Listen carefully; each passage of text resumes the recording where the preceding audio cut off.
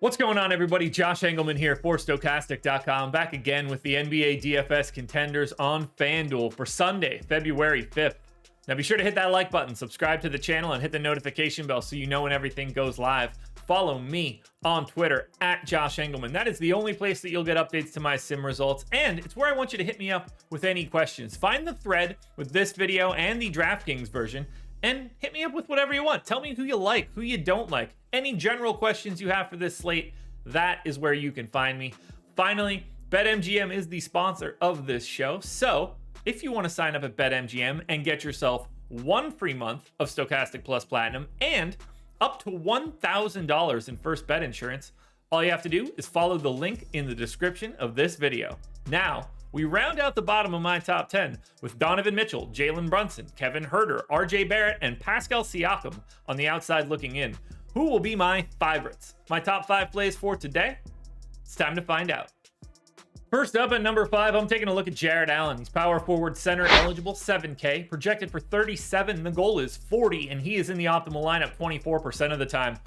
We kind of know exactly what's happening with Jarrett Allen at this point. He's going to play about 33 minutes a night. He's going to be close to a 1.1 fantasy point per minute guy here in a nice pace up spot against Indiana. Cleveland gains 2 possessions over their average. 15 points, 12 boards, 2 assists, and 2 stocks for Allen. What we really like here, though, is the flexibility. The price tag is totally fine. The fact that you can get Jarrett Allen in at power forward changes the game and just makes it so much easier to build out a high-level lineup. Next up at number 4, I'm going Scottie Barnes, small forward, power forward eligible, 7,700, projected for about 40. The goal is 43. He's in the optimal lineup 24% of the time. Feel free to take whatever guy you want from the Raptors starting lineup, but massive pace up spot here against Memphis, who's going to be at least minimally shorthanded with no Dillon Brooks. We know there's no Adams. We also have Q tags on Jackson and Morant for today. Barnes is a fantasy point per minute guy playing 38 minutes a night, 17 points, 8 boards, 5 assists. So he's filling up the stat sheet in multiple ways, 2 stocks as well. Incredible game environment here for Scottie Barnes. If you want to go to SIAKAM like you see at the number 6 spot, by all means. If you want to get the Fred VanVleet, I think that's very reasonable. Maybe we'll talk about him further along in this video. If you want to go to Precious Achiuwa, go for it. Gary Trent, go for it. Anything you want to get from Toronto today looks at a minimum good. In at number 3, I'm looking at MCCOLLUM. He's point guard, shooting guard eligible, 7,500, projected for 39. The goal is 42. He's in the optimal lineup 24% of the time. Fantastic matchup. Pace up spot against Sacramento. Not a good Sacramento Kings defense. I like McCollum here, and my assumption is that Joe Val is in, but I think the more likely scenario is that Joe Val is out. But we don't have that in an injury report yet. They're on a back-to-back. If we get no Joe Val and CJ is in, I like him even more.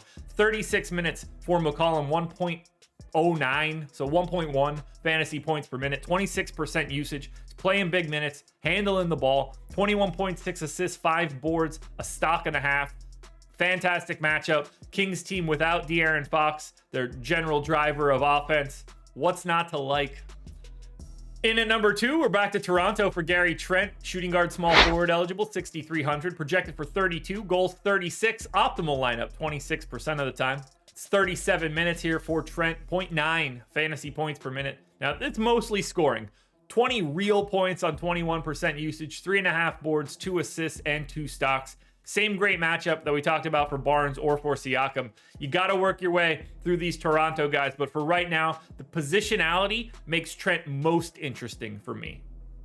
Now, before we get to that number 1 contender, one last reminder to hit the like button, subscribe to the channel, hit the notification bell so you know when everything goes live. You got to follow me on Twitter at Josh Engleman. That's where you get the updates to my sims, and it's where I want you to hit me up with any questions about the slate. Please then sign up at BetMGM. Link in the description. 1 free month of Stokastic Plus Platinum and up to $1,000 in first bet insurance. My number 1 contender for today is John Konchar, and we might see this change if we get that Joe Val out, Willy Hernangomez in news, but for right now, I love the value on Konchar. Came back after some lengthy timeout, played 28 minutes. Now we have no Dillon Brooks. I think we're going to get those 28 minutes from Konchar again, if not more. Shooting guard, small forward eligible, 3,900, projected for 22. The goal is just 25, and he's in the optimal lineup 30% of the time.